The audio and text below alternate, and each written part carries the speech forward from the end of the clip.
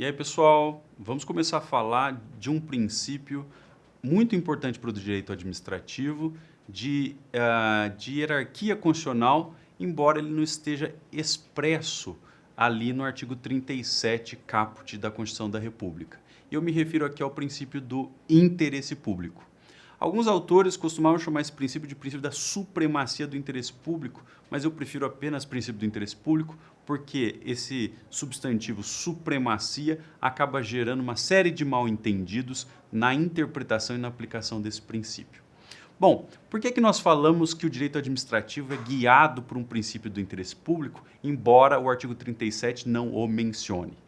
Vejam, os indivíduos não conseguem cuidar de todos os assuntos essenciais para a vida coletiva. Os indivíduos não conseguem, sozinhos, isoladamente, zelar pelo bom funcionamento da concorrência, cuidar do ambiente numa perspectiva difusa, zelar pela ordem urbanística. E, para isso, numa visão contratualista, os indivíduos, portanto, criam o Estado e transferem ao Estado essas tarefas que são de importância difusa, que são de importância para todos e que não poderiam ser bem desempenhadas por uma ou outra pessoa, quer porque a ação individual de cada um não seria suficiente para cuidar desses bens difusos, quer porque esses indivíduos, isoladamente, não teriam estímulos para tratar desses bens difusos. Então, o Estado surge nessa visão contratualista para cuidar desses valores, desses bens que são essenciais para a coletividade e que nós chamamos aqui de interesses públicos primários. Tá certo? Então, dentro da categoria dos interesses públicos primários, nós vamos incluir a defesa da concorrência, a proteção do consumidor, a proteção da cultura, a promoção do esporte, da educação, a saúde coletiva, o bom funcionamento dos mercados, enfim, nós temos aí uma série de interesses públicos primários que são extraídos muito facilmente do texto constitucional, tá bom? Notem, os interesses públicos primários, que devem ser perseguidos pelo Estado e protegidos pelo Estado, não se confundem com os interesses secundários. No Brasil, nós adotamos uma terminologia que vem da doutrina italiana e pela qual se dividem interesses públicos primários e interesses secundários. Algumas pessoas incorretamente falam de interesses públicos secundários. Tomem cuidado, isso está errado, né? São interesses públicos primários e apenas interesses secundários, não interesses públicos secundários, tá certo? Bom, o interesse secundário da administração é o interesse do seu dia a dia, o interesse em comprar mesa, em comprar papel, em construir um edifício para instalar um hospital público, em construir uma estação de metrô e assim por diante. Então, a administração no seu dia a dia tem uma série de interesses concretos, não é? Interesses concretos. E esses interesses concretos ou interesses secundários, eles são apenas lícitos, eles são apenas aceitáveis na medida em que se harmonizam, se compatibilizam com interesses públicos primários. Por exemplo, a administração tem o interesse de construir um prédio, um interesse secundário. Esse interesse somente será lícito se ela construir aquele prédio naturalmente para ofertar educação, para instalar um hospital e oferecer serviço de saúde, ou seja, para desempenhar alguma das suas tarefas que são justificadas por interesses públicos primários, tá certo? Então, fiquem com essa distinção em mente. Interesses públicos primários, de um lado, são os grandes valores constitucionais que a administração tem que tutelar e promover, e interesses secundários. Vou fazer um breve comentário aí sobre essa questão polêmica da relação de interesses públicos e direitos fundamentais.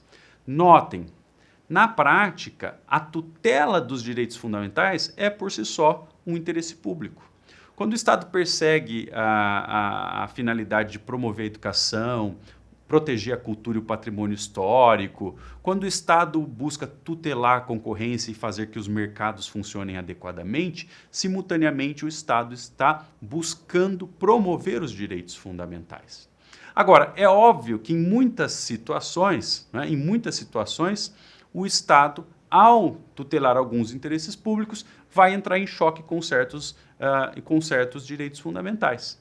Então vejam, o Estado pode buscar o interesse público, por exemplo, de promoção da educação, e para isso tenha que, lá num determinado caso, desapropriar um imóvel para construir uma escola.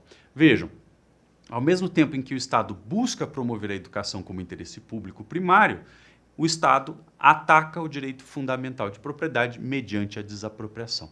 Isso é possível? Sim, isso é plenamente possível, porque na prática pode acontecer que interesses públicos aos quais estão acoplados direitos fundamentais entrem em choque. Não é? E para isso, a Constituição oferece algumas soluções de restrições dos direitos fundamentais que devem ser sempre motivadas, que devem ser sempre razoáveis e que devem ser sempre harmônicas com o ordenamento jurídico.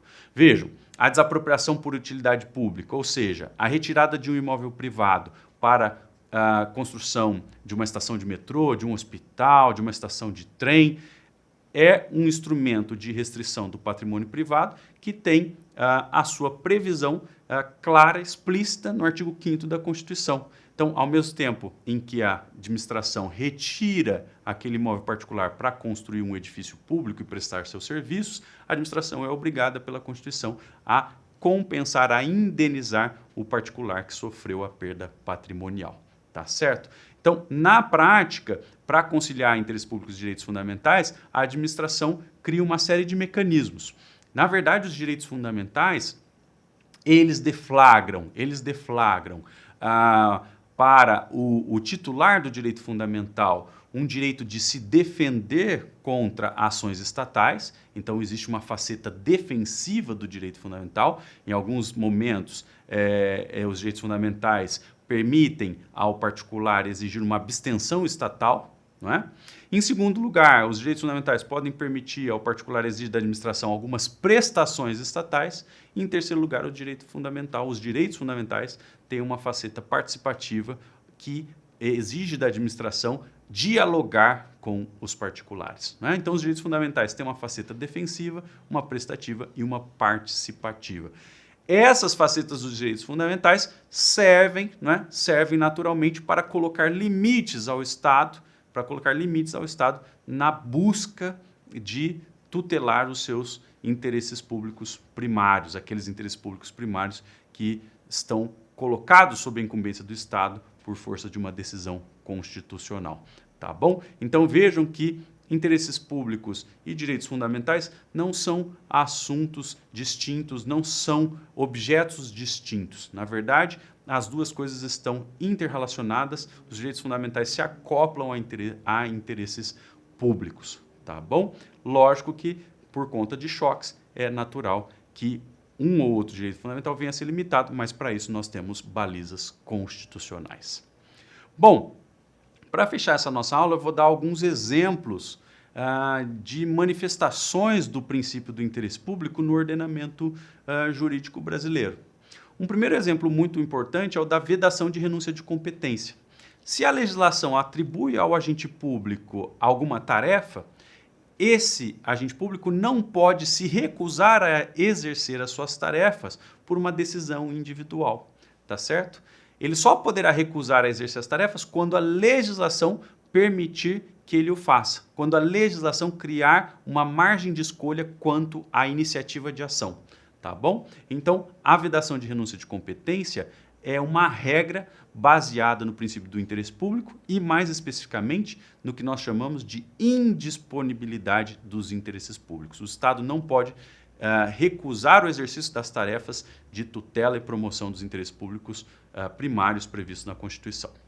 Outro exemplo aí que mostra o princípio do interesse público na prática é a oficialidade no processo administrativo. O princípio da oficialidade nos indica que a administração pública no processo administrativo pode tomar ações independentemente de solicitação, independentemente de estímulo das partes interessadas. A administração no processo administrativo pode decidir produzir provas por decisão própria, a administração pode reanalisar as sanções, revisar sanções também por iniciativa própria, né, o ex officio. Tá certo? Então, há várias manifestações do princípio da oficialidade, do agir de ofício no processo administrativo, e essa oficialidade deriva do princípio do interesse público. Outra manifestação se vê no dever da administração interpretar as normas administrativas de forma que melhor garanta o atendimento do fim público a que se dirige, vedada a aplicação retroativa de nova interpretação.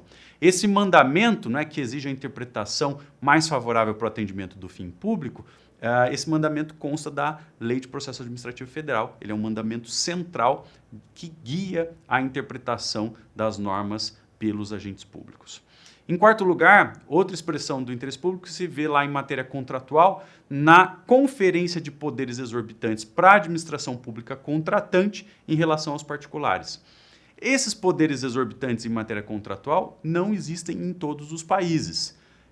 No Brasil, porém, a legislação que trata dos contratos instrumentais, que são aqueles contratos de obra, contratos de serviço, contrato de fornecimento de bens para a administração pública, prevê que o agente público possa utilizar alguns desses poderes, como da alteração unilateral do contrato, como da extinção unilateral do contrato e assim por diante. Então, existe um rol de poderes exorbitantes que estão lá na lei de licitações.